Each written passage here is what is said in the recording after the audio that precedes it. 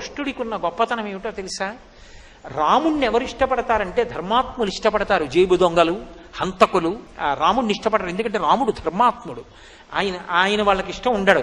కానీ కృష్ణుడు చూడండి, సంగీత వాయించే వాళ్ళందరికీ కూడా, సంగీత పరికరములను వాయించే వాళ్ళందరికీ కృష్ణుడు ఇష్టం. ఎందుకంటే బాగా వేణువు వాయిస్తాడు. విలాస విద్యలు ఉన్న వాళ్ళకి కృష్ణుడు ఇష్టం. ఎందుకో తెలుసా? ఆయన హాయిగా అంతఃపురంలో కూర్చోవచ్చు, కానీ సారథ్యం బాగా నేర్చుకుని మంచి సారథయ్యాడు ఆ రోజుల్లో. అందుకని హాబీస్ అంటారు. హాబీలు నేర్చుకునే వాళ్ళకి కృష్ణుడు ఆదర్శం. దొంగతనం చేసే వాళ్ళకి కూడా కృష్ణుడే ఆదర్శం.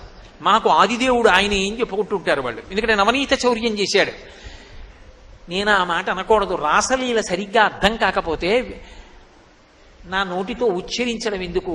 అంతటి తప్పు పనులు చేసే స్థాయికి దిగజారిపోయేవాడు కూడా కృష్ణుడు రాసలీల చేయలేదా అంటూ ఉంటాడు. అలాంటి వాళ్ళకి కృష్ణుడే ఇష్టం.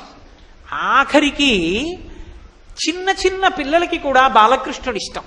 వృద్ధులకి బాలకృష్ణుడు ఇష్టం. మంచి పరిపాలకుడికి కృష్ణుడి వ్యూహరచన ఇష్టం. రాయబారులకి కృష్ణుడిలా రాయబారం చెప్పడం ఇష్టం.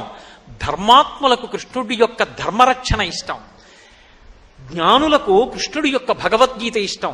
జిజ్ఞాసువులకు కృష్ణుడు చెప్పిన విషయాలు పరిశీలించడం ఇష్టం. మహాభక్తులైన వాళ్ళకి కృష్ణ పాదార వింద సంసేవనం ఇష్టం. కృష్ణుడు ఇష్టం కాని వాళ్ళెవరు?